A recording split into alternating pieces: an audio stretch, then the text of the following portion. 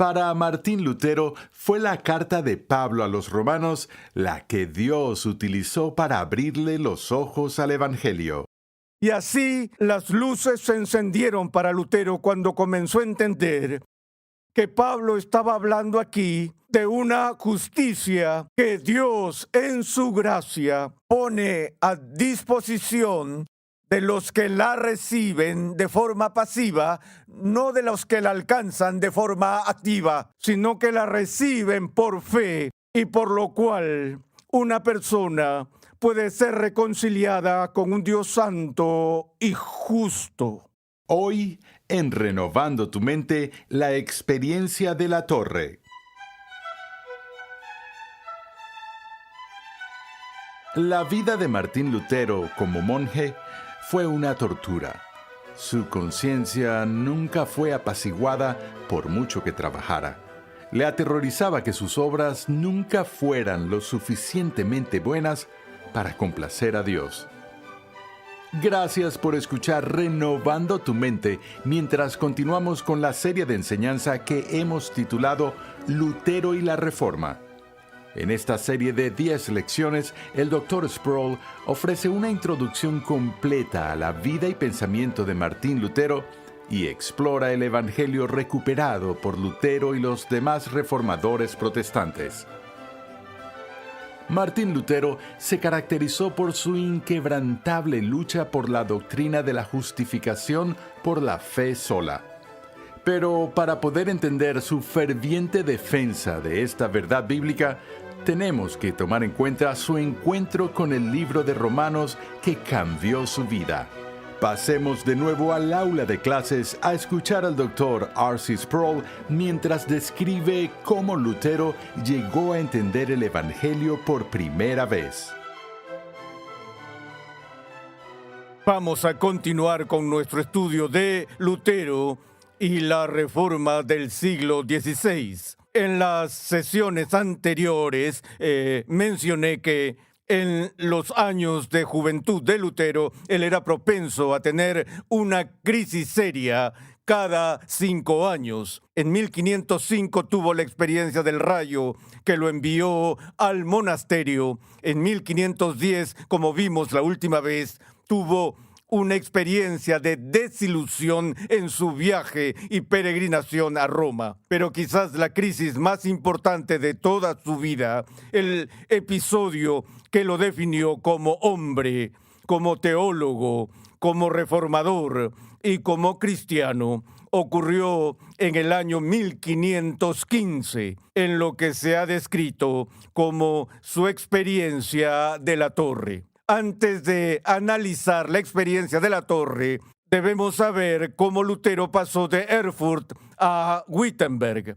Permítanme empezar diciendo que poco después de volver de su experiencia en Roma, fue llamado a mudarse de Erfurt al claustro agustino del pueblo de Wittenberg. Erfurt era una gran ciudad de Alemania con una universidad importante, y Wittenberg era básicamente un pueblito de unos 2,000 habitantes y la extensión de la ciudad era menos de 2 kilómetros de largo. El nombre Wittenberg significa colina blanca o pequeña montaña blanca y estaba situada en una franja de arena blanca que bordeaba el río Elba. La importancia de Wittenberg en ese momento de la historia radica en que el pueblo fue fundado por un hombre llamado Federico el Sabio, Federico el Lector de Sajonia. Y si no están familiarizados con Federico el Sabio, tengo que decirles a estas alturas que él fue uno de los principales protagonistas de la Reforma protestante,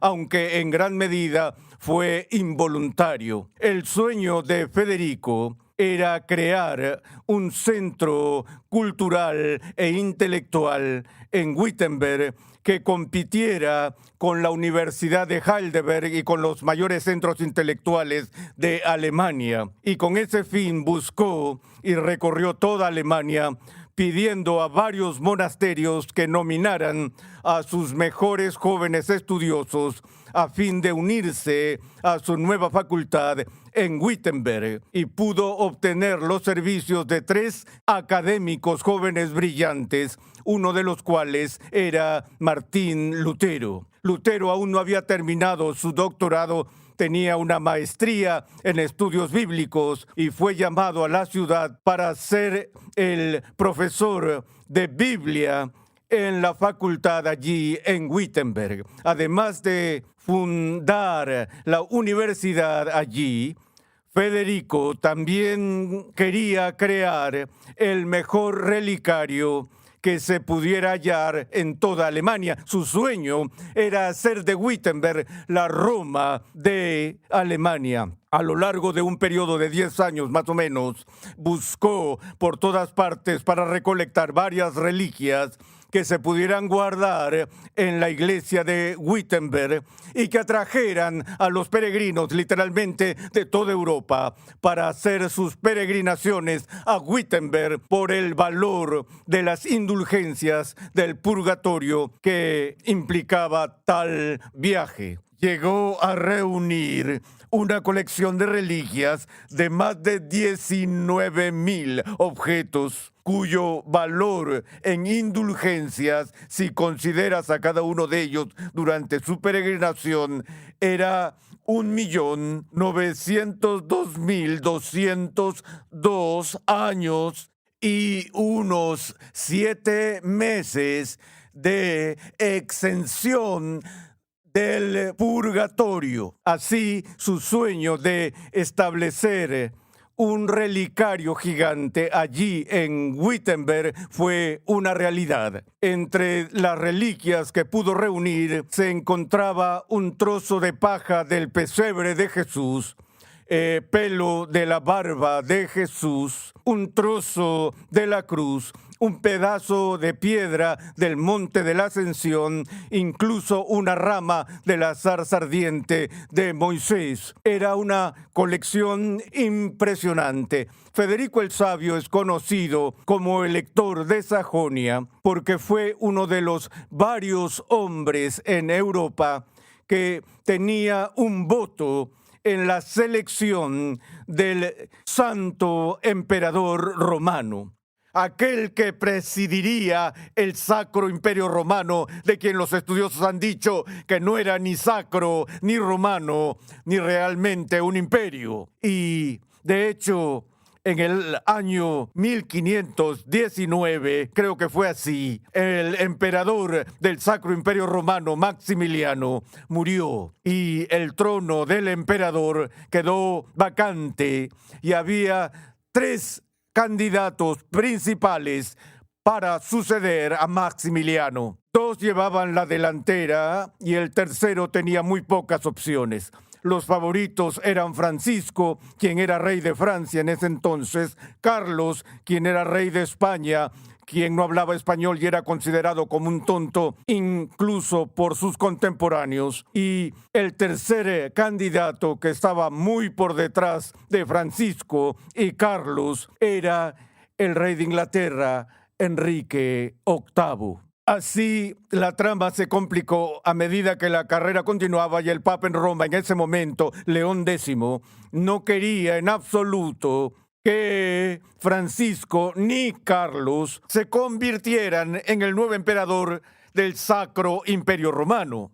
Entonces trató de convencer a Federico de que presentara su candidatura al cargo de emperador del Sacro Imperio Romano. Con ese fin, León X honró a Federico dándole el honor más alto que el Papa podía dar a un gobernante secular, y esa era la Orden de la Rosa de Oro. Le concedió ese honor a Federico con la esperanza de inducir a Federico a procurar el cargo de emperador del Sacro Imperio Romano. Federico, sin embargo, una de las razones por las que fue llamado el Sabio fue porque declinó la invitación, no estaba interesado en postularse para emperador y de hecho emitió uno de los votos decisivos más importantes que puso a Carlos en el trono como el emperador del Sacro Imperio Romano. También es significativo para Federico, además de ser el hombre que llevó a Lutero a Wittenberg, donde comenzó toda la reforma, fue que debido a su poder político en Europa, Federico pudo servir como protector de Lutero durante los años críticos. Los historiadores han dicho que de no ser por la influencia de Federico el Sabio, Lutero con seguridad habría sido perseguido y habría sido ejecutado. Pero a pesar de que Federico permaneció leal a la Iglesia Católica Romana, también fue leal con su facultad y quería asegurarse de que Lutero no fuera injustamente perseguido, ni procesado y ejecutado. Así que lo defendió durante muchos años, aunque irónicamente se ha dicho que Lutero y Federico nunca tuvieron más de 3 conversaciones en toda la historia de su relación. Pero en todo caso, cuando Lutero fue llevado a Wittenberg como profesor de Biblia, comenzó sus clases en 1513 con ponencias largas del libro de los Salmos. Un aspecto que solemos pasar por alto sobre Lutero es que Lutero era un excelente lingüista y un destacado intérprete de la Sagrada Escritura. De hecho, cuando maduró su método de interpretación bíblica, cambió todo el enfoque de interpretación bíblica medieval a las formas modernas de abordar las Escrituras. En la Edad Media, el método favorito para interpretar la Biblia era a través del uso de lo que se llamaba la cuadriga. La cuadriga era un método cuádruple de interpretación de la Biblia, de modo que tú veías en primer lugar el sentido literal del texto y luego encontrabas el sentido ético del texto, buscabas el significado místico del texto y encontrabas el significado alegórico del texto. Este método condujo a todo tipo de especulaciones descabelladas e interpretaciones imaginativas de la Biblia, a tal punto que Lutero dijo que bajo ese sistema la Biblia podía ser una nariz de cera moldeable. Cualquiera podía torcerla y distorsionarla para hacerla encajar en cualquier teoría que quisiera introducir en la Escritura. Lutero poco a poco adoptó la posición de que el método adecuado para interpretar las Escrituras era encontrar lo que él llamaba el sensus literalis. Veamos con detalle esto. El sensus literalis, que traducido significa el sentido literal de la Escritura. Hay personas que me han preguntado de vez en cuando si interpreto la Biblia literalmente, pero por lo general no hacen la pregunta en ese sentido. Por lo general lo hacen más de forma negativa diciendo, no interpretas la Biblia literalmente, ¿cierto? Y cuando alguien me dice eso, no interpretas la Biblia literalmente, ¿cierto?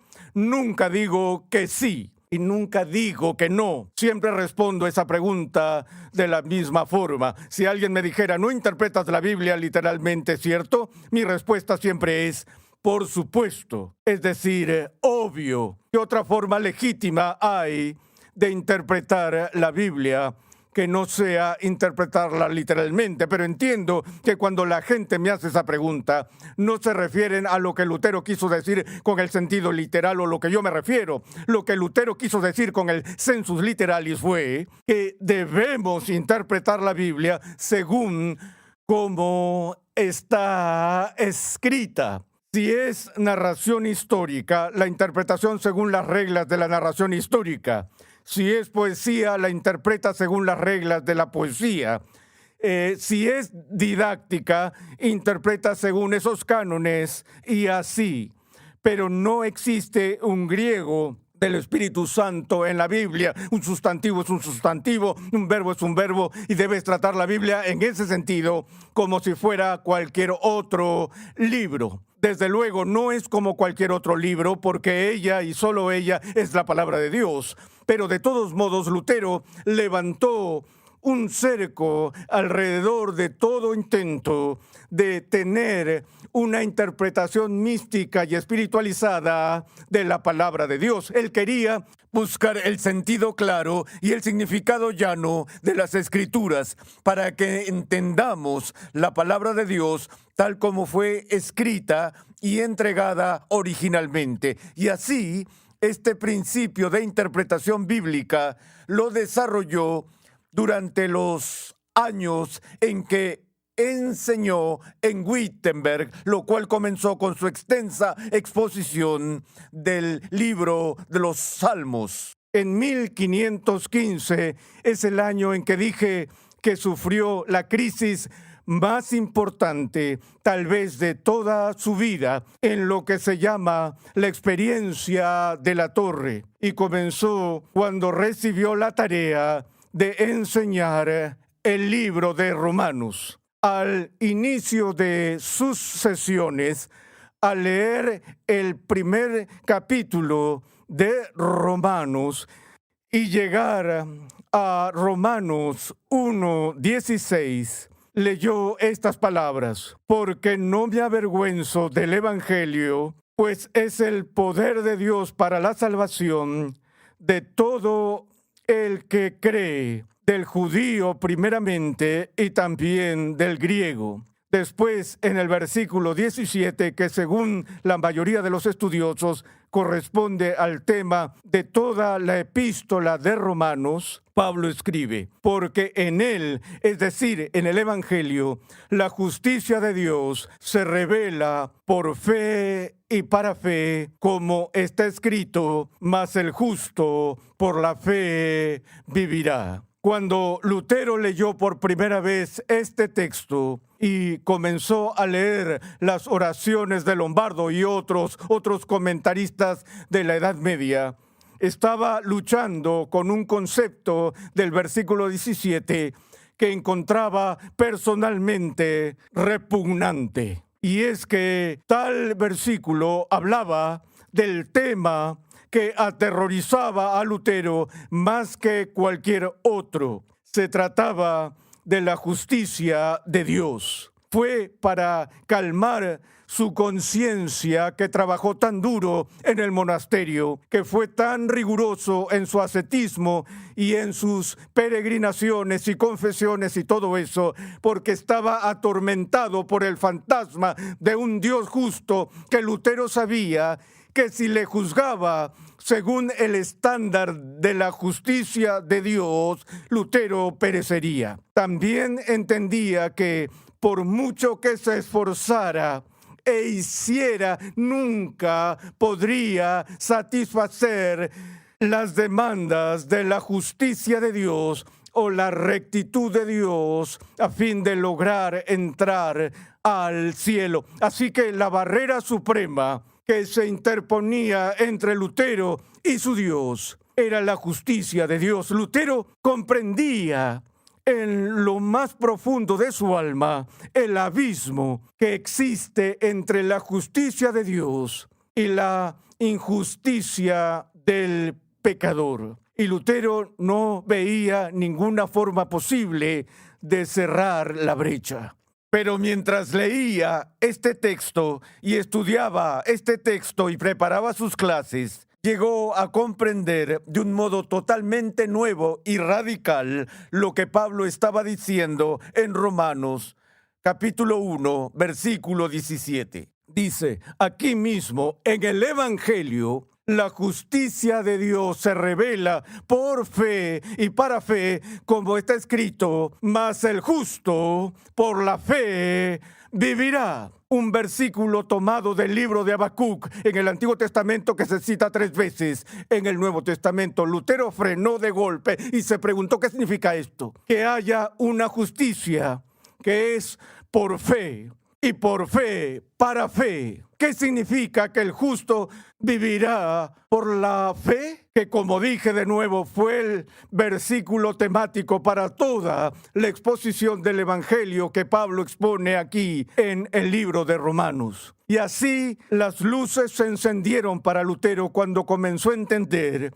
que Pablo estaba hablando aquí de una justicia que Dios en su gracia pone a disposición de los que la reciben de forma pasiva, no de los que la alcanzan de forma activa, sino que la reciben por fe, y por lo cual una persona puede ser reconciliada con un Dios santo y justo. También había una trampa lingüística que estaba presente aquí, y era que la palabra latina para justificación que se usó en ese momento en la historia de la iglesia es la palabra de donde obtenemos en español la palabra justificación. La palabra en latín justificare proviene del sistema judicial romano, y la palabra justificare estaba compuesta por la palabra justus, que es justicia, rectitud, y el verbo infinitivo ficare, que significa hacer. Y así los padres latinos entendían que la doctrina de la justificación es lo que ocurre cuando Dios, a través de los sacramentos de la iglesia, hace a personas injustas justas. Pero Lutero ahora estaba viendo la palabra griega que aparece en el Nuevo Testamento, no la palabra en latín, la palabra dikaiosune, que no significa ser justo, sino más bien considerar como justo, tener por justo, declarar justo. Ese fue el momento del despertar de Lutero. Él dijo, quiere decir que Pablo no está hablando aquí de la justicia por la cual Dios mismo es justo, sino de una justicia que Dios da gratuitamente por su gracia a las personas que no tienen justicia propia. Él ratificó ese entendimiento al leer un ensayo de Agustín sobre el espíritu y la letra, en el que Agustín hizo ese mismo comentario, que en Romanos Pablo no estaba hablando de la justicia de Dios, sino más bien de una justicia que se puso a disposición de los creyentes por la fe. Así Lutero concluyó, vaya, quiere decir que la justicia por la cual seré salvo no es mía. Es lo que él llamó una justitia alienum, una justicia ajena, una justicia que pertenece propiamente a otra persona. Es una justicia que es extra nos, externa a nosotros. Es decir, la justicia de Cristo. Lutero dijo, cuando descubrí eso, nací de nuevo del Espíritu Santo. Y las puertas del paraíso se abrieron de golpe. Yo entré por ellas. No hay forma de entender la tenacidad de Lutero y su determinación a no negociar la doctrina de la justificación por la fe sola, al margen de esta experiencia que cambió su vida y lo hizo nacer de nuevo cuando por primera vez en su vida entendió el Evangelio y lo que significa ser redimido por la justicia de otro.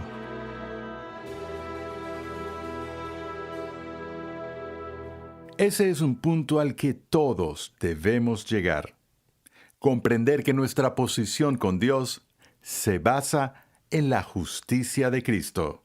Gracias por escuchar Renovando tu Mente, mientras estudiamos la serie Lutero y la Reforma.